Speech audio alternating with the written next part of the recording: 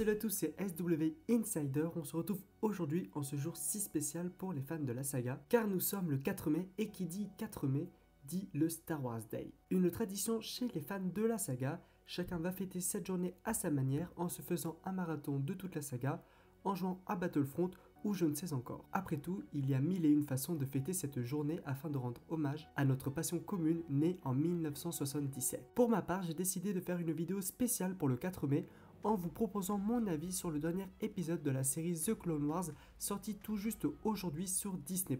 Je ne sais pas vous, mais je suis cette série depuis son commencement en 2008 et j'étais plutôt ému de voir la fin de cette fabuleuse série après 12 ans d'aventure.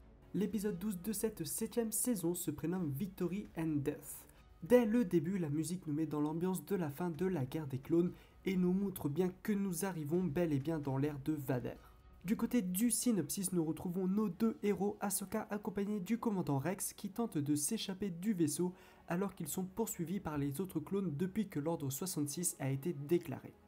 Ils tentent d'épargner les autres soldats et vont recevoir l'aide de 3 droïdes. De son côté, Maul tente également de s'échapper du vaisseau qui est en train de s'écraser. Afin de retrouver une navette, Ahsoka et Rex devront affronter les clones et vont rencontrer plusieurs mésaventures.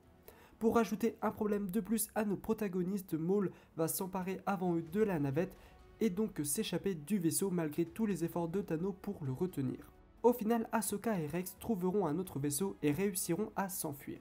Le vaisseau lui s'écrase et les clones à bord y trouveront la mort. Tano et Rex les ont enterrés à côté de l'épave du vaisseau. Quant à Ahsoka, elle abandonne son sabre laser au sol. Après cette scène forte en émotion, nous retrouvons selon moi une fin mémorable où nous pouvons voir nul autre que Darth Vader sur les lieux de l'accident quelques temps plus tard.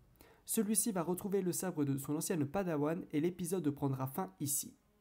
Pour ce qui est donc de mon avis, cet épisode est tout simplement une claque visuellement. Les plans choisis sont sublimes et rajoutent de l'intensité à l'épisode.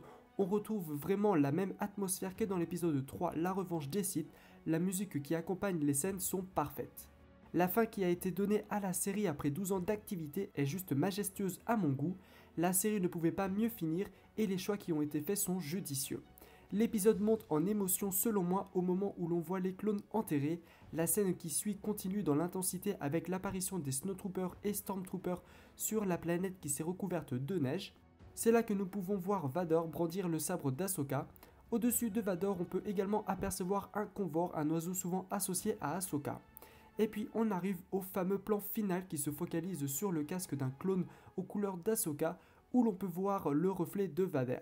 Cette image marque parfaitement la fin de la guerre des clones et donc le début de l'Empire.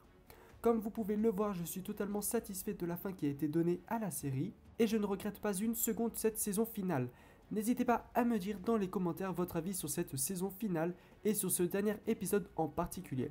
J'espère que vous aimerez la vidéo, en tout cas pour ma part je suis heureux de vous avoir retrouvé la team SW Insider en cette journée si spéciale. Surtout n'oubliez pas de vous abonner, liker et mettre un commentaire et sur ce je vous dis à plus pour une prochaine vidéo, salut!